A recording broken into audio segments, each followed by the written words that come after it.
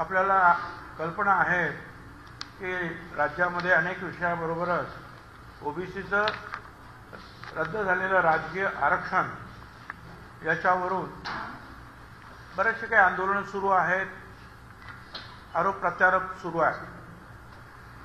इतिहास म्हणून सांगतो, व्ही.पी. सिंग त्यावेळचे प्रधानमंत्री यांनी मंडल आयोग अवॉर्ड स्वीकारल्यानंतर आणि ओबीसींना आरक्षण द्यायचं ठरल्यानंतर भारत सरकारतर्फे त्याच्यानंतर काही दिवसांनी मी शिवसेनेतून काँग्रेसमध्ये आलो आणि मग काँग्रेसमध्ये पवारसाहेब मुख्यमंत्री असताना 94 साली जालन्याला समता परिषदेची एक मोठी रॅली झाली. त्याच्यामध्ये विलासराव देशमुखांपासून सगळे पवारसाहेब वगैरे सगळे हजर होते आणि एकच मागणी झाली की मंडल आयोग महाराष्ट्रामध्ये ताबडतोब लागू करा. आणि पवारसाहेबांनी 1-2 महिन्यामध्येच शिक्षणामध्ये मंडल आयोग लागू केला, 27% दिले, नोकरीमध्ये दिले आणि राजकीय आरक्षण सुद्धा दिलं, ग्रामपंचायतीपासून तर महानगरपालिका महापौरांपर्यंत. आणि मग गेली जे आहे त्याच्याप्रमाणे काही नियमामध्ये, रूल्स, कायद्यांमध्ये काय बदल करायचे ते करत गेले. गेली 27 वर्ष कमी जास्त हे आरक्षण सगळ्यांना मिळत आहे राज्यामध्ये. आणि हे आरक्षण व्ही.पी. सिंग यांनी जाहीर केल्यानंतर देशामध्ये हे आरक्षण लागू करणारं महाराष्ट्र हे पहिलं राज्य आणि पवारसाहेब हे पहिले मुख्यमंत्री. आता त्यानंतर जे आहे 2010 मध्ये एक केस झाली आणि ती केस के. कृष्णमूर्ती म्हणून प्रसिद्ध आहे. 5 सुप्रीम कोर्टाच्या जजेस त्यांच्या बेंच समोर ती केस होती. आता हे जे आरक्षण जे आहे ते आपण लागू केलं होतं राजीव गांधी आणि नरसिंहराव यांनी केलेले 73 आणि 74 जी घटना दुरुस्ती झाली आणि नंतर जे आहे अवॉर्ड ऍक्सेप्ट करण्यात आला होता आणि पवारसाहेबांच्या नेतृत्वाखाली हे मिळालं. तर 5 न्यायमूर्तीच्या घटनापीठाचा के. कृष्णमूर्ती हा निकाल आला आणि त्याच्यामध्ये त्यांनी ट्रिपल टेस्टचा आदेश दिला. त्रिसूत्री. ती त्रिसूत्री काय आहे ते सुद्धा मी तुम्हाला सगळे कागद देणार आहे, परंतु जे आपण अगोदर समजून घेतलं पाहिजे की काय काय. ह्या त्रिसूत्रीमध्ये आहे की ओबीसीचं आरक्षण मंजूर, परंतु त्यांचा डाटा गोळा करायला पाहिजे. आणि तो डाटा गोळा करायचा असेल, आयोग निर्माण करून इम्पिरिकल डाटा गोळा करा, नंबर 1.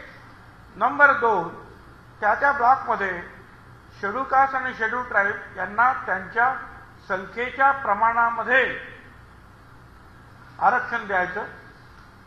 आणि नंतर जे उरेल, समजा त्यांना 40% देऊन झाले तर 10%, 45 देऊन टाकलं तर 5%, 20% जर त्यांना वाटायला आलं तर 30%. उरलेलं आरक्षण जे आहे हे ओबीसींना देण्यात यावं. आणि तिसरी टेस्ट होती, हे सगळं देताना 50%च्या वरती जाता कामा नये, ही तिसरी टेस्ट. आता हा निकाल त्यांचा आला, आम्हाला लक्षात आलं. त्यावेळेला समीर भुजबळ खासदार होते, त्यांच्याही लक्षात आलं की असं आहे. आणि मग समता परिषदेच्या माध्यमातून ते सुप्रीम कोर्टात गेले आणि सुप्रीम कोर्टामध्ये त्यांनी सांगितलं की आता जी दशवार्षिक जनगणना होणार आहे सेन्सस कमिशनरकडून देशाची, त्याच्यामध्ये ओबीसीचा जनगणना करा, असा सुप्रीम कोर्टाने केंद्राला डायरेक्शन द्यावे, सांगावं किंवा द्या, त्या तुमच्या जनगणनेमध्ये सहभागी करा. ती केस चालू झाली. दरम्यानच्या काळामध्ये एक अशासकीय ठराव समीर भुजबळ यांनी तयार केला आणि आम्ही मग ते सगळं अर्थात दिल्लीमध्ये सगळ्यांना लॉबिंग केलं. मुंडे साहेब ताबडतोब पुढे आले आणि त्यांनी पक्ष काय म्हणतो हे न पाहता त्यांनी सांगितलं नाही, आरक्षण हे जनगणना झाली पाहिजे. त्यांचे शब्द होते की शहरी मेंढ्यांचे होते तर आमचं का होत नाही, आमची जनगणना करा. 100पेक्षा जास्त खासदारांचा एक दबाव गट निर्माण झाला. पवार साहेबांच्या ते अर्थ पवार साहेब त्याच्यावर लक्ष ठेवून होते आणि पवार साहेबांनी जो आहे केंद्रीय मंत्रिमंडळामध्ये ओबीसी जनगणनेचा आग्रह धरला.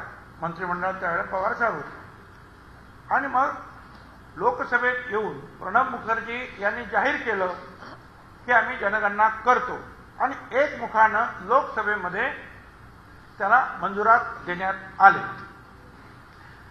मात्र ही जनगणना जी आहे ही नेहमीची जनगणना जे करतात सेन्सस कमिशनर, जनगणना आयुक्त, ज्यांना अधिकार आहे, म्हणजे चुकीची माहिती जर तुम्ही दिली तुमची तर त्याला सजा आहे, दंड आहे, तिथून न करता ती वेगळी त्यांनी केली आणि ही जनगणना जी आहे ओबीसीची ती ग्रामविकास खात्याच्या माध्यमातून केली. ती जनगणना ताबडतोब आमच्या लक्षात आली असती, कारण तो पब्लिक डोमेनमध्ये ते आहे, सगळ्यांना माहिती आहे किती कोण आहे ते, पण त्यांनी ती आरडीडीच्या माध्यमातून केली आणि तो आरडीडीच्या माध्यमातून हा सगळा एम्पिरिकल डाटा जो आहे हा गावामध्ये केंद्रीय ग्रामीण विकास आणि शहरामध्ये नागरी विकास खात्यांनी हा डाटा जमा केला. आता हे काम जे आहे 2011 ते साधारणपणे 2014 पर्यंत ते चाललं. आता 2014ला जो काही डाटा आला त्यावेळेस मोदी साहेबांचं सरकार आणि मग दरम्यानच्या काळामध्ये 2017 मध्ये कोर्टामध्ये गेलो कोणी आणि ही जी काय ओबीसीचं आरक्षण जे आहे हे 50% वरती होता कामाने काही ठिकाणी ते होतं 4-5 जिल्ह्यांमध्ये आणि त्याचबरोबर ट्रिपल टेस्टने ते आहे दिलं गेलं नाही म्हणून काही गोष्टी मांडण्यात आल्या. 2 वर्ष नंतर केस फडणवीस साहेबांच्या काळात 17 साली दाखल करण्यात आली. 2019 मध्ये हे त्यांनी ताबडतोब घाईघाईने जे आहे ठरवलं की आपल्याला काहीतरी करायला पाहिजे आणि नंतर त्यांनी जे एक अध्यादेश काढला. त्या अध्यादेशाला खरं म्हणजे फार थातुरमातूर अध्यादेश, कारण त्याच्यामध्ये जी मगाशी मी ट्रिपल टेस्ट सांगितली ती झाल्याशिवाय तो अध्यादेशाचा काहीच उपयोग होणार नव्हता. हा अध्यादेश पण मी जोडलेला आहे ज्याच्यामध्ये म्हटलेलं आहे की ओबीसीच्या संख्येच्या प्रमाणात देऊ. या अध्यादेशाची कॉपी तुमच्याकडे येईल, देतो. आता जनगणना त्यांच्याकडे नाही, संख्याच नाही, मग करणार का? आणि मग हा 31 जुलैला आदेश काढला आणि त्यानंतर ताबडतोब खरं म्हणजे अध्यादेश काढल्यानंतर 4 महिने फडणवीस साहेबांचं सरकार होतं. विशेष अधिवेशन बोलून कायद्यात रूपांतर करता आलं असतं. 5 वर्षात फडणवीसांनी 15 अधिवेशनं घेतली. 31 जुलैला 19ला अध्यादेश काढण्याऐवजी 1 दिवसाचं विशेष अधिवेशन बोलवून ओबीसी आरक्षणाचा कायदा करता आला असता. ते काही केलं नाही. परंतु हे जरी केलं असतं तरी तो कायदा टिकत नाही, कारण त्याच्यामध्ये ट्रिपल टेस्टचा जो आहे भाग लक्षात घेतलेला नाही. के कृष्णमूर्तीच्या निकाल 5 न्यायाधीशांचा तो जो त्याप्रमाणे हे काही झालं नाही आणि मग ताबडतोब कधी अध्यादेश म्हणतोय की लोकसंख्याच्या आधारे ओबीसीचं आरक्षण देणार आणि सरकार लोकसंख्या म्हणजे एम्पिरिकल डाटा सरकारकडे नाही म्हणून त्यांनी केंद्राकडे मागितलं आणि केंद्राने मिळालं नाही आणि स्वतःही 5 वर्षात तो जमा केला नाही आणि शेवटी जे आहे हा दुर्दैवी निकाल आला. मी तुम्हाला जे देणार आहे त्याच्यामध्ये हा अध्यादेश जोडलेला आहे शेवटच्या सेकंड लास्ट पॅरेग्राफमध्ये तुम्हाला दिसेल की त्याच्यामध्ये संख्येच्या प्रमाणात देऊ म्हणून सांगितलं. हे त्यांनी आणि ट्रिपल टेस्ट म्हणजे काय हे सुद्धा आम्ही तुम्हाला सांगितलेलं आहे. 31 जुलैला हा अध्यादेश झाल्याबरोबर 1 ऑगस्टला दुसऱ्या दिवशी फडणवीस साहेबांनी जे आहे पत्र लिहिले नीती आयोगाला की आम्हाला हे सगळं जे आहे ताबडतोब पाहिजे आहे. Therefore, I request you to kindly direct the concerned officials to share the whole unit level data of Maharashtra containing only geographical, caste category, caste name असं जे आहे त्यांनी म्हटलं म्हणजे डाटा हा आमच्याकडे द्या असं त्यांनी दुसऱ्या दिवशी ताबडतोब नीती आयोगाचे राजीव कुमार व्हाईस चेअरमन यांना लिहिलं.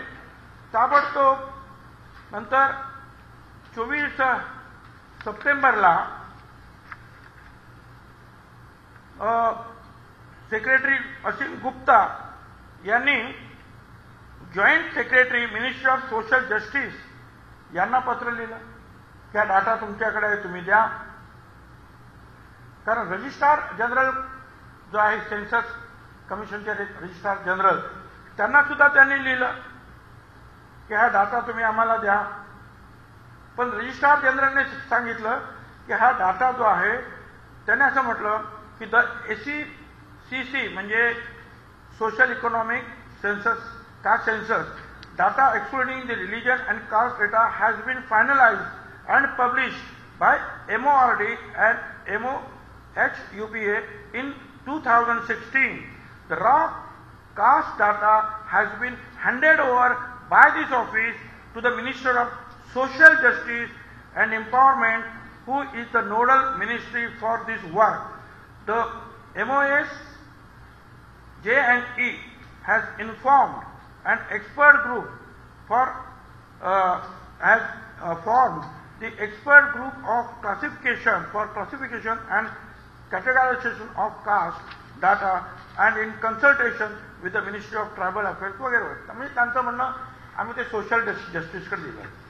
सोशल ह्या सेक्रेटरीनी विवेक जोशी रजिस्ट्रार ऑफ जनरलला परत लिहिलं की आम्हाला हा डाटा द्या. त्याने सांगितलं ते सोशल जस्टिसकडे दिलेलं आहे. सोशल जस्टिसचे त्यावेळेचे मंत्री होते थावरचंद गेहलोत यांना पंकजाताई मुंडेंनी पत्र लिहिलं. काय लिहिलं?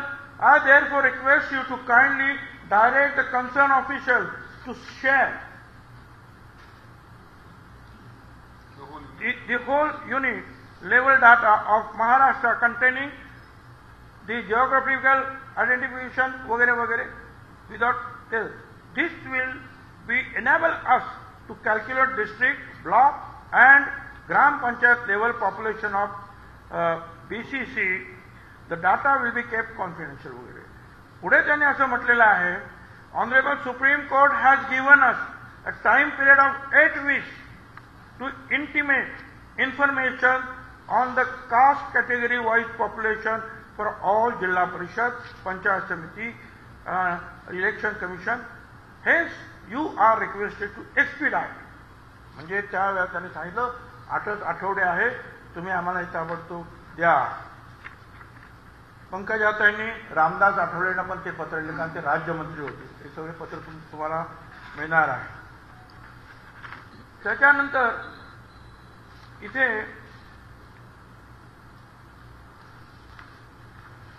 Ministry of social justice and empowerment म्हणजे थावरचंद गेहलोत आणि आठवले साहेबांचं department. I am directed to refer to your email dated so and so on the above mentioned subject and to say that the department is not the nodal agency of the central government for publishing the social economic caste survey. The data is not available with the department.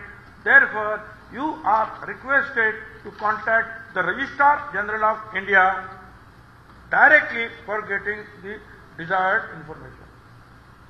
म्हणजे हे म्हणतात registrar जनरलकडे जा. Registrar general म्हणतात social justice डिपार्टमेंटकडे जा. हे असं सगळं चाललेलं आहे. परत त्याच्यापुढे पत्र आहे under secretary government of India minister of social justice. त्यांनी तेच म्हणाले की in view of the letter of RGI म्हणजे रजिस्ट्रार जनरल, म्हणजे रजिस्ट्रार जनरलने म्हटलं होतं ना की ते नोडल एजन्सी आहेत, ते म्हणतात in view of the above letter of RGI म्हणजे registrar general of India, this department is not in a position to provide the raw data, देऊ शकतच नाही म्हणून सांगितलं. आता प्रश्न असा आहे की हे सगळं फडणवीस साहेब आणि तुम्ही सगळ्यांनी त्यावेळेला पंकजाताईपासून सगळ्यांनी, एक तर पंकजाताई मुंडे, आता याच्यामध्ये मला तुम्ही सांगा, एक तर 5 वर्ष काही केलं नाही, 17 मध्ये केस झाले, 2-3 वर्ष तुमच्या ताब्यात होतं, तुमचा ओबीसीचा आयोग होता, कोविड त्यावेळेला नव्हता, ताबडतोब तुम्हाला करता आलं असतं, पण तुम्ही ते केलं नाही. तुम्ही एकदम 1 जुलै 19 पर्यंत थांबलात आणि त्यानंतर जो आहे भारत सरकारकडे डाटा मागायला सुरुवात केली. हे खरं आहे की नंतर मग आमचं सरकार आलं, पण आमचं सरकार आलं आणि कोविड आलं. मला सांगा, या कोविडच्या परिस्थितीमध्ये डाटा गोळा करणं शक्य होतं? लॉकडाऊन चालू आहे, आज सुद्धा ते शक्य नाही, आज सुद्धा ते शक्य नाही. आणि म्हणूनच भारत सरकारचा जो नेहमीची जी जनगणना आहे ती सुद्धा अजून सुरू झाली नाही, कारण गावागावामध्ये लोक जाऊ शकत नाही आणि डाटा गोळा करून आणू शकत नाही. त्यामुळे हा डाटा जो आहे भारत सरकारकडे जो तयार आहे तो आम्हाला द्यावा अशी विनंती फडणवीस साहेबांनी पण केली. आम्ही कोर्टाला सांगितलं की तो डाटा त्यांच्याकडे मागा. कोर्टाने सांगितलं तुम्ही आणि केंद्र सरकार पाहून घ्या, डाटाशिवाय तुम्हाला पुढे जाता येत नाही. आता या डाटा नसल्यामुळे जर निवडणुका जर झाल्या सगळ्या, तर जवळजवळ 55,000 ते 56,000 ओबीसी ग्रामपंचायतीपासून जिल्हा परिषद आणि महापौरांपर्यंत ह्या जागा त्याच्यावर बाधित होणार आहे. आणि हे लक्षात घ्या, ओबीसी म्हणजे कोण आहे? व्हीजेएनटी म्हणजे विमुक्त जाती, भटक्या जमाती आणि ओबीसी अबकड सगळे वर्ग, हे सगळे ओबीसी आहे. असं काही समजू नका की फक्त 2-3 जाती मोठ्या आहेत. हे सगळ्या जवळजवळ 450-500 जाती आहेत. त्या सगळ्यांना मिळणार जे आरक्षण होतं, राजकीय आरक्षण, हे जे आहे त्याच्यावर आज बाधा निर्माण झालेली आहे. आमचं म्हणणं असं आहे की आम्ही एक ठरवलं की म्हणजे मुख्यमंत्री, उपमुख्यमंत्री आणि इतर सगळे जे आहेत, अशोक चव्हाण वगैरे सगळे तिथे गेले. मोदी साहेबांना भेटल्यानंतर त्यांनी ही बाजू मांडली. त्यांना सुद्धा कल्पना नव्हती, कारण हा निकाल देशाला लागू झाला, अजून इतर राज्यांना त्याची कल्पना नाही, पण हा लॉ ऑफ द लँड झाला अनेका, कारण 3 जजेसचं बेंच यांनी तो निकाल दिला. त्याच्यामुळे बिहार, उत्तर प्रदेश, मध्य प्रदेश, राजस्थान, जिथे जिथे हे आरक्षण आहे तिथे तिथे ते बाधित होणार आहे. त्यामुळे एकट्या महाराष्ट्राचा प्रश्न नाही, हा देशाचा प्रश्न आहे.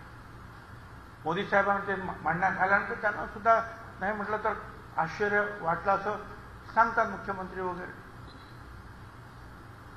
आता प्रश्न असा आहे की आम्ही पुन्हा सुप्रीम कोर्टात जाणारा फक्त एकच गोष्ट घेऊन की हा डाटा आम्हाला द्यावा,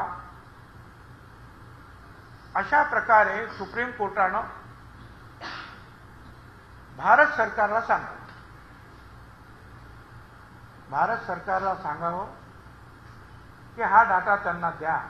याचं कारण आमच्या निवडणुका पुढे आल्या, जवळ आल्या, सुरू झाल्या काही, आणि सुप्रीम कोर्टाने सांगितलं डाटा असल्याशिवाय आरक्षण नाही. त्यामुळे या सगळ्या गोष्टी बाधित होत आहेत.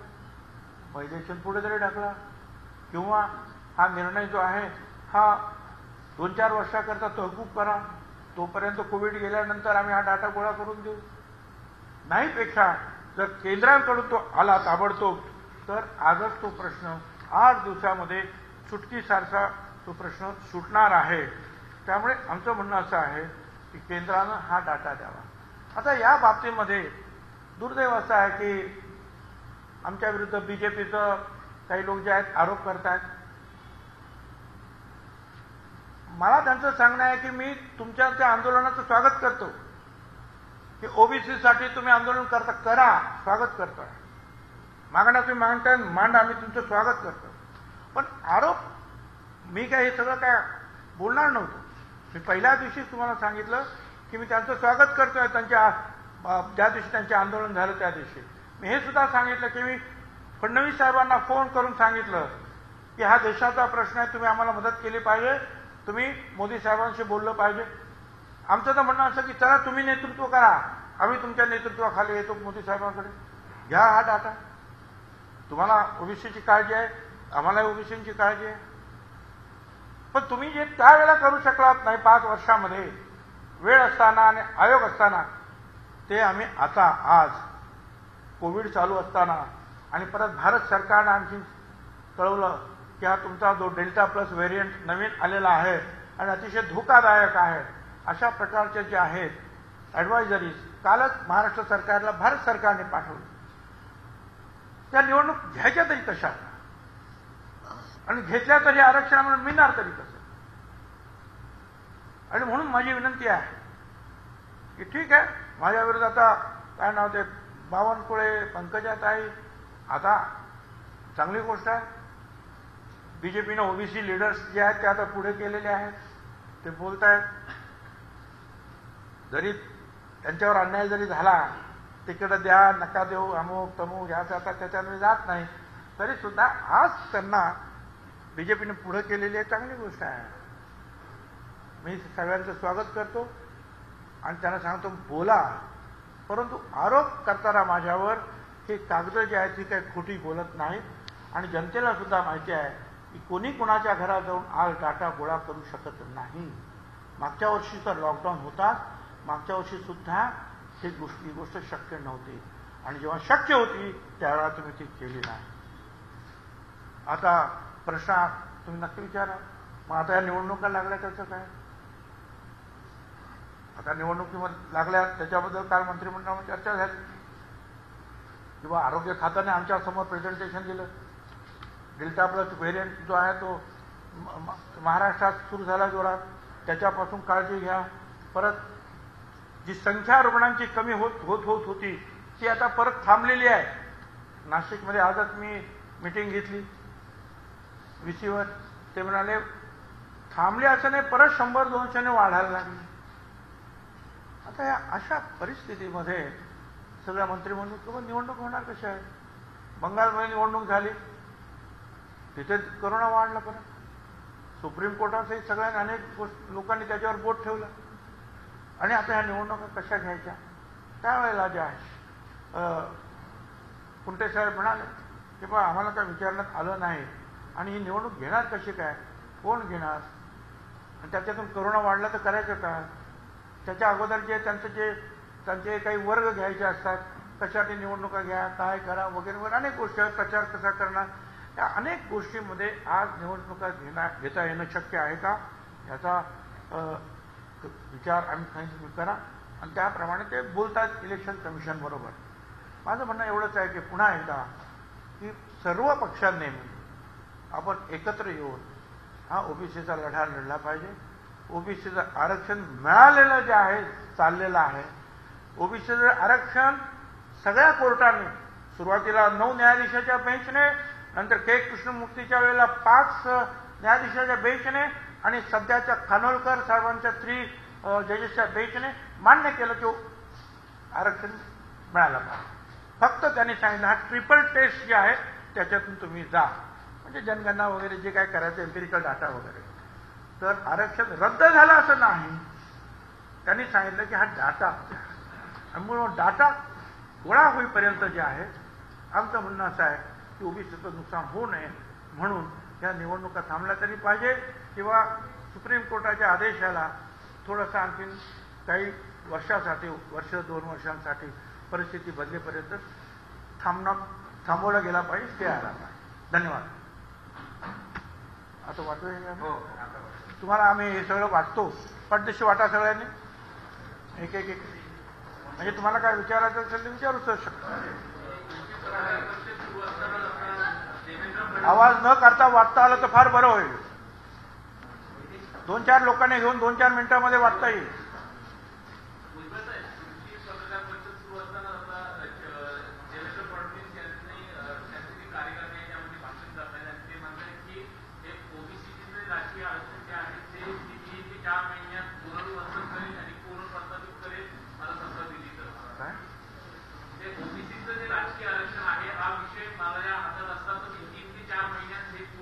अहो 5 वर्ष तुमच्या हातात होता.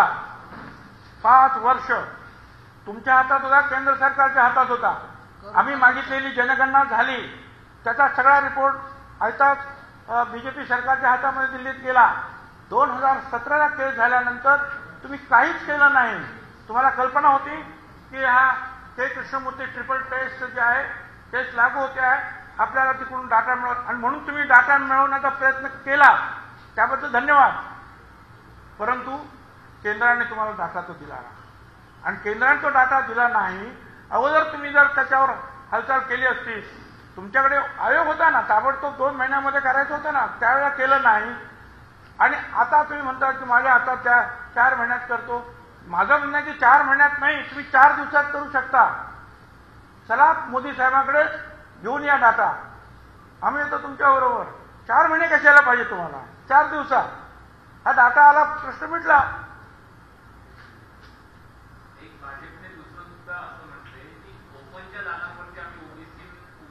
तो भाग वेगळा आहे. आमचं म्हणणं आहे की इलेक्शनच थांबवा, असं माझं म्हणणं आहे. इलेक्शन झाल्यानंतर मग काय करायचं व्हायचंच झालं तर काय करायचं तो पक्ष आमचा निर्णय, आम्ही निर्णय घेऊ ना. पण त्यापेक्षा तुम्ही आता जर आलात ताबडतोब, अगदी उद्या आज डाटा काय किती आहे तयारच आहे सगळं, त्याने तो दिला की आपलं काम सुरू.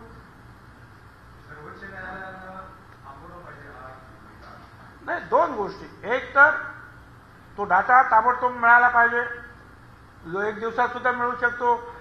फडणवीस साहेबांना त्यांनी पत्र पाठवलेली आहे, त्याच्यासाठी तर पत्र पाठवली. ती पत्र कशासाठी पाठवली तुम्हाला देते, दिले आहेत ते.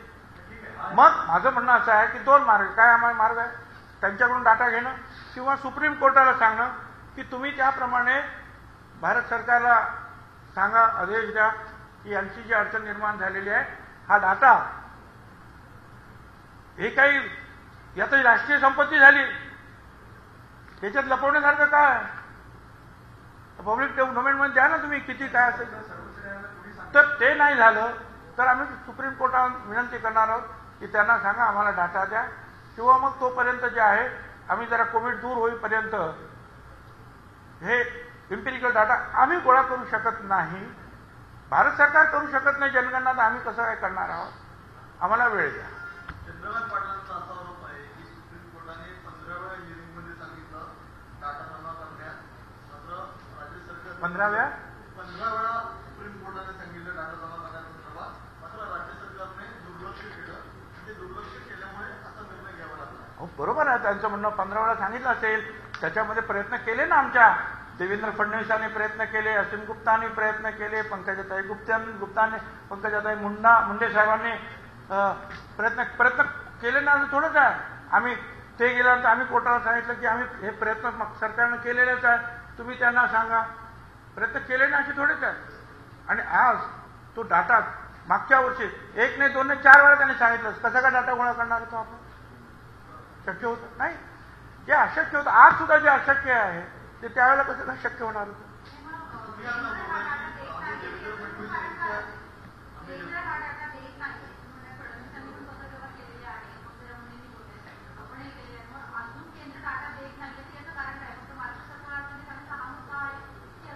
नाही, त्यांच्या लक्षात येते की काय माहिती.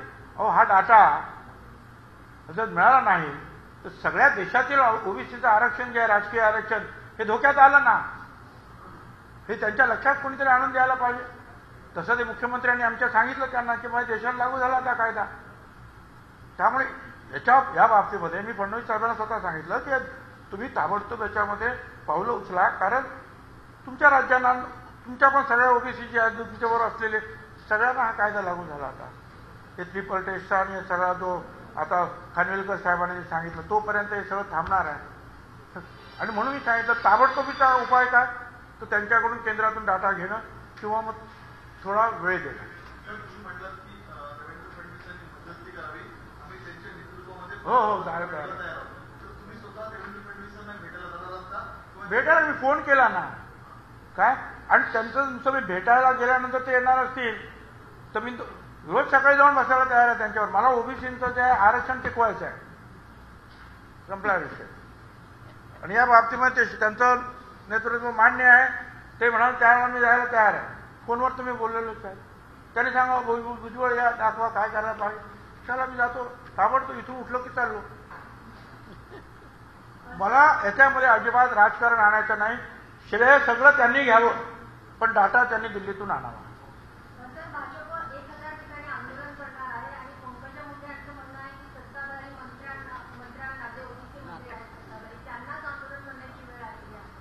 त्यांना तुमच्यामुळे आली म्हणून आंदोलन करण्याची वेळ. कारण तुम्ही पाठवलेली पत्र, एक नाही 10 पत्र, ती कचऱ्याच्या टोपलीमध्ये केंद्र सरकारने फेकून दिली, तुमच्या पक्षाच्या सरकारनं. त्याच्यामुळे ही वेळ आली.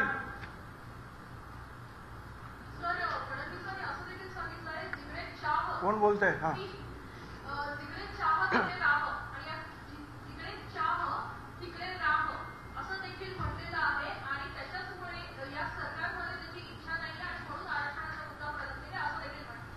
हा जहा चाह वहा राह. म्हणजे तुमच्या मनामध्ये आणि बीजेपीच्या मनामध्ये चाह नाही आहे.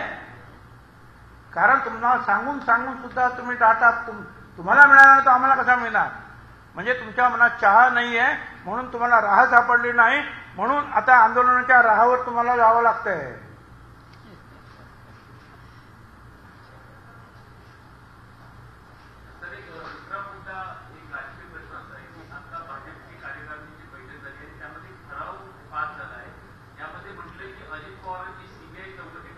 हे बघा, ओबीसीच्या प्रश्नावर मी ही मीटिंग घेतलेली आहे. आता बाकीच्या प्रश्नावर मी काहीही इथे आपल्याला बोलू शकणार नाही. त्या गोष्टी मला माहिती नाही, मी रात्रांचं याच्यामध्ये काढून घेतलेलं आहे. तुम्हाला मला वाटतं सगळ्यांना या कॉपीज मिळाल्या असतील. माझी विनंती राहणार की याचा अभ्यास करा तुम्ही. उगीच आरोप प्रत्यारोप करण्यामध्ये मला काही इंटरेस्ट नाही. आणि ते तुम्ही आंदोलन जरूर करा की याच्यामध्ये मार्ग निघाला पाहिजे म्हणून आरोप. म्हणून आम्ही समता परिषद, राष्ट्रवादी काँग्रेस पक्ष वगैरे आम्ही जे काही आंदोलन करतो आहोत ते आक्रोश मोर्चा म्हणून करतो. आम्ही कोणा हल्ला करत नाही. आम्ही असं नाही म्हटलं की बा केंद्र दोषी आहे म्हणून केंद्राच्या विरुद्ध नाही. आम्ही अजूनही आमचं म्हणणं की आमचा आक्रोश आहे की केंद्राने करा, कोर्टाने करा, पण आमचं आरक्षण टिकवा. एवढंच आमचं म्हणणं. आम्ही कोणावर दोषारोप करत नाही आहे. फक्त त्यांनी जे आहे सतत छगन भुजबळचा राजीनामा, यांचा राजीनामा, या सरकारनं चुकवलं, यांनी चुकवलं, त्यांनी म्हणून तुम्हाला हे सगळे कागद मला तुमच्या पुढे आणावे लागले. नाही तर मी हे कशाला हा उपद्व्याप केला असतं. मला काही आवश्यकता नाही. सगळे एकत्र येऊन काम करावं. आरोप प्रत्यारोप झाले म्हणून मला ही बाजू माझी मांडावी लागली. पण हे सगळं बाजूला सारून माझी आजही त्यांना विनंती आहे की तुम्ही जो आहे याच्यामध्ये पुढाकार घ्या, दिल्लीला चला, आम्हाला घेऊन चला, ना तर तुम्ही स्वतः जा आणि डाटा द्या. जर आपल्याला माहिती केंद्र सरकार डाटा देत नाही, फडणवीसांना नाही दिला, आपल्याला पण नाही दिलं, मग आपण कोणाची वाट पाहतोय की त्यांनी डेटा द्यावा, आपल्याला डाटा द्यावा. मग आपण सुप्रीम कोर्टमध्ये काय नाही. पण चालू ना, आम्ही सुप्रीम कोर्टामध्ये 2-4 दिवसामध्ये आमची ती केस दाखल होईल. कारण त्या सगळ्याचा अभ्यास करावा लागतो, काय निकालात म्हटलेला आहे. आणि त्याप्रमाणे आता आम्ही फक्त ह्या निकालावर जास्त न जाता आम्ही फक्त एवढंच म्हणणार आहोत की आम्हाला डाटा देण्यासाठी केंद्र सरकारला सांगा. एवढंच आमचं म्हणणं आहे. आणि ते का सांगा, तर ही आमची अडचणी आहे. जाणार 100%. आणि त्याच्या अगोदर फडणवीस साहेबांनी आणलाच तो डाटा, मग जाणार नाही. आई भवानीचा गजर म्हणजे